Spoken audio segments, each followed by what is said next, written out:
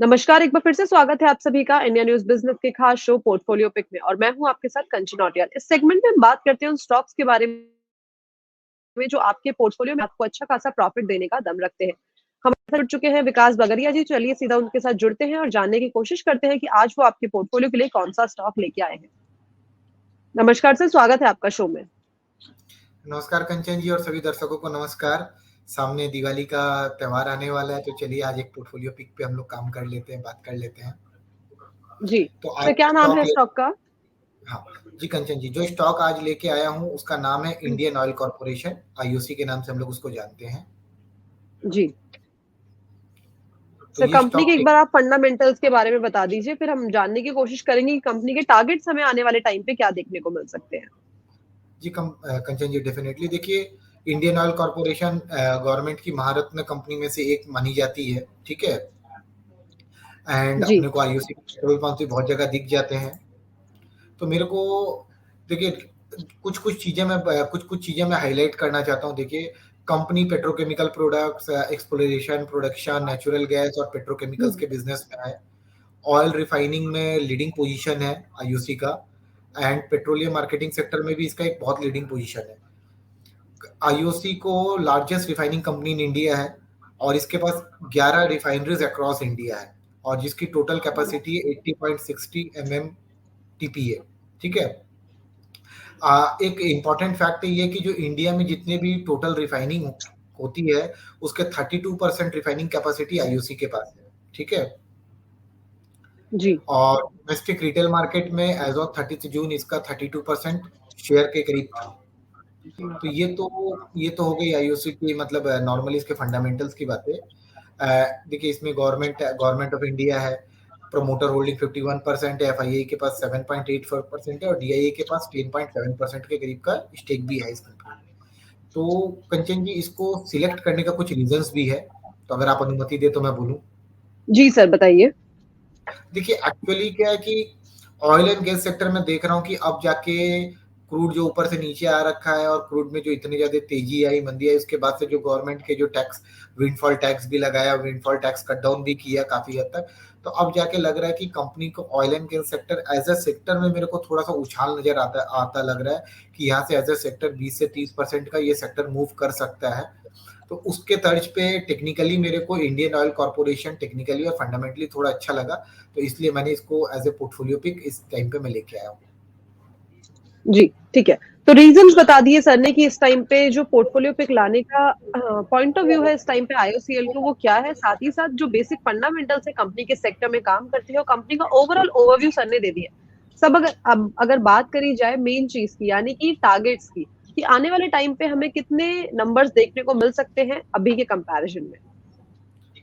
जी रंजन जी, देखिए technically monthly chart पे इस पे एक बहुत बड़ा ब्रेकआउट हुआ है, जो कि मंथली चार्ट पे 2021 के लेवल्स को भी नहीं तोड़ पा रहा था, बार बार वहां से अटक रहा था। हुँ, इसको इसने बहुत ही कन्विंसिंगली 92 93 के जोन पे इस मंथ एक बहुत ही, मतलब नवंबर का महीना चालू ही हुआ और इसने ऑलरेडी 15% का रिटर्न भी दे दिया है, ठीक है। तो अब जी। मेरे को लगता है कि टेक्निकली चार्ट्स में ये पहला टारगेट यहाँ से 115 रुपए और दूसरा टारगेट हो रहा है 140 के करीब का, जो कि इसके प्रीवियस हाइस के करीब था, जो कि 2017 का ही था।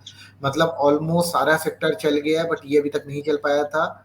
ऑयल एंड गैस सेक्टर में ऑयल एंड गैस सेक्टर में भी ये सबसे लैगार्ड था, बट अब लग रहा है कि थोड़ा सा लीडरशिप पोजीशन लेना चाहिए। तो मेरे को लगता है कि 90-89 रुपीज के स्टॉप लॉस पे इस स्टॉक पे एंटर करना चाहिए। आने वाले दिनों पे जो शॉर्ट टर्म ट्रेडर है उनको 115 तक का लेवल इजीली मिल जाएगा और जो थोड़े से इंटरमीडिएट या लॉन्ग टर्म के लिए होल्ड करना चाहते हैं तो उनको 135 से 140 का लेवल मिल जाना चाहिए। जी कंचन जी। जी, ठीक है। तो टारगेट सर ने बता दिए। सर एक बार अगर कंपनी के अंदर आप जो शेयर होल्डिंग पैटर्न है उसको भी बता देंगे तो? जी कंचन जी, प्रमोटर के पास 51.5% शेयर होल्डिंग है, एफआईआई के पास 7.84% होल्डिंग है और डीआईआई के पास 10.7% का होल्डिंग है। तो ऑलमोस्ट 70% के करीब का जो स्टेक है वो स्ट्रॉन्ग हैंड के पास में है। और अगर मैं ये बातें करूं कि प्रमोटर, मतलब यहाँ पे प्रमोटर की अगर मैं बात कर रहा हूँ तो promoter is government of India. और अगर मैं देखूं तो लास्ट कुछ क्वार्टर्स में एफआईआई ने थोड़ा थोड़ा माइन्यूटली यही सही, बट एफआईआई ने थोड़ा सा स्टेक बढ़ाया है, तो 7 से 7.84% का स्टेक यहाँ पे किया है। और देखिए, चूंकि जी, ये महारत्ना कंपनी है कंचन जी, तो कंपनी देखिए अभी जो मैं नेट प्रॉफिट की भी बात कर रहा हूँ, तो कंपनी का नेट प्रॉफिट में भी थोड़ा-सा सुधार आता नज़र आ रहा है। कंपनी थोड़ा-सा प्रॉफिट में भी लास्ट 2-3 क्वार्टर से मैं 2-3 ईयर से देख रहा हूँ कि कंपनी नेट प्रॉफिट में अच्छा रन कर रही है। एंड सेकंड चीज़ है कि कंपनी ने डिविडेंड रेशियो कंपनी का बहुत अच्छा है, डिविडेंड पे आउट रेशियो 46% के करीब का है डिविडेंड पे आउट रेशियो। जी, ठीक है। तो कंपनी के बारे में तो सारी की सारी जानकारी ले ली है, सर ने बता दिया है कि इस टाइम पे हमें इसके अंदर कहाँ पे पोज़ीशन मेंटेन करनी चाहिए। साथ ही साथ हमें आने वाले टाइम पे शॉर्ट टर्म में और साथ ही साथ लॉन्ग टर्म में हमें क्या टारगेट्स देखने को मिल सकते हैं। कंपनी के फाइनेंशियल्स के बारे में जानकारी ले ली, साथ ही साथ टेक्निकल्स के बारे में भी जानकारी ले ली। इसके अलावा कोई और ऐड ऑन इन्फॉर्मेशन आपको शेयर करनी हो या फिर कोई डिस्क्लेमर सर? नहीं कोई डिस्क्लेमर नहीं है, ये एज अ दिवाली पिक समझ लीजिए, it is exclusively for India business today's customers only. And मेरे को ये बहुत अच्छा लगा, मैं इसको 2 दिन 3 दिन से ट्रैक कर रहा था, बस मेरे को ये अच्छा लगा। एंड डेफिनेटली आज अपना पोर्टफोलियो पिक का टाइम था, तो मैंने कहा कि इसको अपने एकदम पोर्टफोलियो पिक पे ले सकते हैं, this is the right time two by it. तो एकदम से मान लीजिए 10% का यहाँ से ड्रॉ डाउन है, एंड ऊपर में मान लीजिए 15 to 30% तक का रिटर्न यहाँ पे दिख रहा है। तो रिस्क रिवॉर्ड रेशियो भी बहुत अच्छा बैठ रहा है, 1:1 1:2 का रिस्क रिवॉर्ड रेशियो भी बैठ रहा है, तो बहुत अच्छा पिक है ये। तो डेफिनेटली डिविडेंड पेइंग कंपनी कोई अगर इन्वेस्ट भी करता है तो उसको ये नहीं लगेगा, कम से कम उसको कुछ डिविडेंड भी आते रहेंगे। जी, ठीक है। तो दिवाली के लिहाज से भी और वैसे भी आपके पोर्टफोलियो के लिहाज से भी काफ़ी बढ़िया स्टॉक सर ने रिकमेंड कर लिया है। Thank you so much sir show में आने के लिए, बढ़िया जानकारी, बढ़िया सुझाव, साथ ही साथ एक बढ़िया स्टॉक रिकमेंड करने के लिए। Thanks a lot sir. Thank you Bachchan ji, thank you. Thank you sir.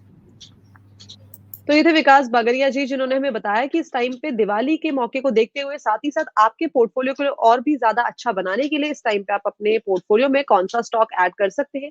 बस ऐसी ही जानकारी के लिए जुड़े रहिए इंडिया न्यूज़ बिज़नेस के स्पेशल शो पोर्टफोलियो पिक के साथ। धन्यवाद।